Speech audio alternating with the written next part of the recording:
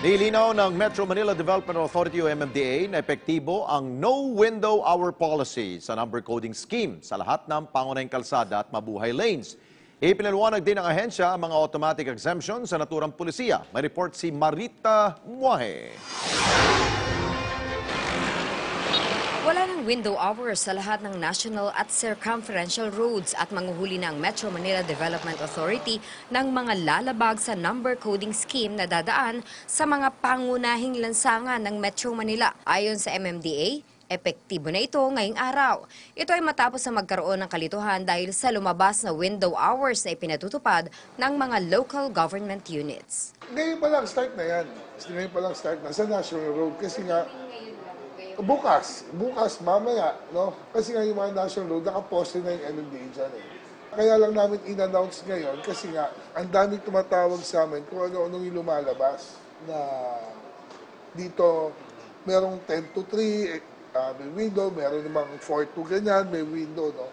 So, clear lang namin na basta National Road at may MMDA po, no, na naka-uniforme dyan, at meron tayong camera, pinuhuli po natin yan either by no contact apprehension or ground apprehension. Dahil dito, no window hours na sa lahat ng mga national at circumferential roads tulad sa EDSA, Commonwealth, Ross Boulevard, Marcos Highway, pati na sa mabuhay lanes mula alas 7 ng umaga hanggang alas 8 ng gabi.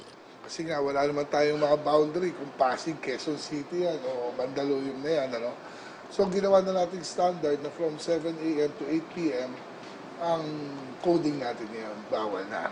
Paliwanag ni Garcia, maging sila ay nalilito sa hindi pare-parehong window hours ng iba't ibang lungsod sa Kalakhang, Maynila na kung minsan ay nagiging dahilan pa ng hindi pagkakaunawaan sa pagitan ng mga MMDA enforcers at ng mga nahuhuli ng mga ito. Dahil dito, hiniling ng MMDA sa mga LGU na alisin na rin nila ang mga window hours sa kanilang mga nasasakupan na sinang-ayunan naman umano ng mga ito. May mga inner roads naman umano na nasa ilalim ng mga LGU na kung may mga lokal na ordinansa ay ito pa rin ang masusunod. Samantala, nananatili ang automatic exemptions para sa mga ambulansya, pati mga sasakyang may sakay ng nangangailangan ng immediate medical attention, fire trucks, police military vehicles, diplomatic vehicles, government vehicles, pati official and marked media vehicles. Maaari namang mag-apply ng exemptions ang mga school buses at company shuttle service vehicles, emergency care doctors, persons with disabilities at accredited tourism vehicles. Marita Muahe, para sa Bayan. Pagsapit ng alas 6 ng gabi, tutok na sa Balitang Subok at laging una. Muling nagmamana si Pangulong Rodrigo Duterte laban sa mga sangkot sa katiwalian at iligal na droga. Balitang napapanahon at laging maaasahan. This weekend, nagpapaulan pa rin sa malaking bahagi ng bansa ang Southwest Monsoon o yung hanging habagat.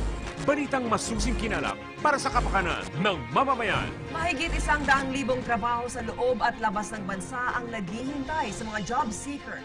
Samahan ang tampalang Alex Santos at Catherine Vital sa PTV News. Hatid namin sa inyo para sa Bayan.